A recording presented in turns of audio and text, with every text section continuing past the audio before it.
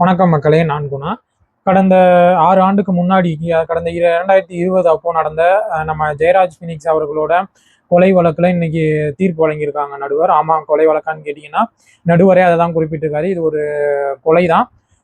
10 காவலர்களை பார்த்தீங்கன்னா குற்றவாளிகளாக அறிவிச்சிருக்காங்க. 10ல் ஒருத்தர் பார்த்தீங்கன்னா கொரோனா நோய் தொற்றுனால அப்போதையே காலமானதுனால இப்போ அந்த 9 பேருக்கும் தண்டனை வழங்குவது தண்டனையை உறுதி செய்திருக்காரு மாண்புமிகு நீதியரசர். இந்த நிறைய பேர் காலம் ஆனதுனால சில பேர் மறந்துருக்கலாம், சில பேர் தெரியாமல் இருக்கலாம் என்ன நடந்துச்சுன்னு.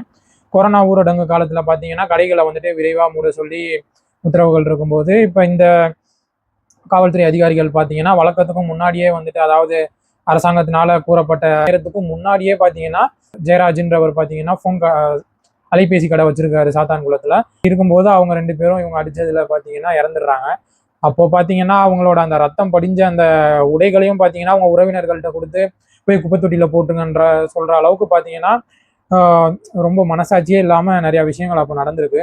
இதை பார்த்தீங்கன்னா நீதிமன்றத்தினால விசாரிக்க போன ஒரு நடுவர் குழுவை பார்த்தீங்கன்னா அவங்களுக்கு சரியாக ஒத்துழைப்பு கொடுக்காம அவங்களையுமே மிரட்டினதா அந்த குழுவை சேர்ந்தவங்களே பார்த்தீங்கன்னா நீதிமன்றத்தில் முறையிட்டிருக்காங்க. மனிதாபிமானமற்ற முறையில் காவல்துறைகள் அங்கே நடந்திருக்காங்க. பார்த்தீங்கன்னா இவங்களுக்கு மேலே இருந்த காயங்கள் பார்த்தீங்கன்னா இயற்கைக்கு மாறான காயம். இது கண்டிப்பாக சித்திரவதையினால அந்த சித்திரவதையினால இந்த காயங்களோட வழிகளால தான் அவங்க இறந்துருக்காங்கன்ட்டு பிரேத பரிசோதனை அறிக்கை மூலியமா தெரிய வருதுன்ட்டு நீதியரசர் சொல்லியிருக்காரு. இந்த 9 பேருக்குமே பார்த்தீங்கன்னா உறுதியா தண்டனை இருக்கு அப்படின்னு அறிவிச்சு வரும் 30ஆம் தேதி அந்த தண்டனை பட்டியலை வெளியிடுறதாகவும் அறிவிச்சிருக்காரு. இதுல பார்த்தீங்கன்னா ஸ்ரீதர்ன்ற சாத்தான்குளத்தோட நிலையத்தோட காவல் ஆய்வாளருக்கு முதல் குற்றவாளியா முதல் தகவல் அறிக்கையில பதிவிட்டிருக்காங்க. அவருக்கு இருக்கிறதுலே அதிகபட்ச தண்டனையா இருக்கும்.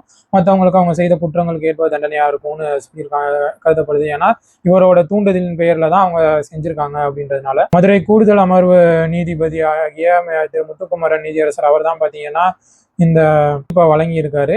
இவங்க மேல இதை பார்த்தீங்கன்னா சிபிஐ தான் தலையிட்டு இதுல எல்லா ஆதாரத்தையும் சமர்ப்பித்து முக்கியமா பார்த்தீங்கன்னா ஒரு பெண் பேரா காவல் அதிகாரி அவங்க பார்த்தீங்கன்னா இந்த சம்பவம் நடக்கும்போது அங்கதான் இருந்திருக்காங்க.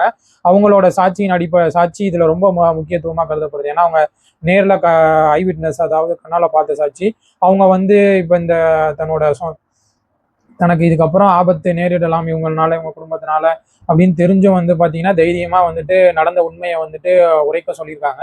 கண்டிப்பா அவங்களுக்கு பாராட்டு நம்ம தெரிவிக்கிறத தாண்டி பாதிக்கப்பட்ட குடும்பத்தினர் ஏதாவது தொந்தரவு செய்யலாம். அந்த நேரம் பார்த்தீங்கன்னா மக்கள் அவங்க கூட நிற்கணும், நீதித்துறையும் அவங்க கூட நிற்கணும், காவல்துறையுமே பார்த்தீங்கன்னா அவங்க சரியானதாக செஞ்சுருக்காங்க, அவங்க ஒன்றும் நடக்காததை சொல்லலை அப்படின்றப்ப இதை புரிஞ்சுக்கிட்டு அவங்களுக்கு ஆதரவு தரணும்னு தெரிவிச்சுக்கிறேன்.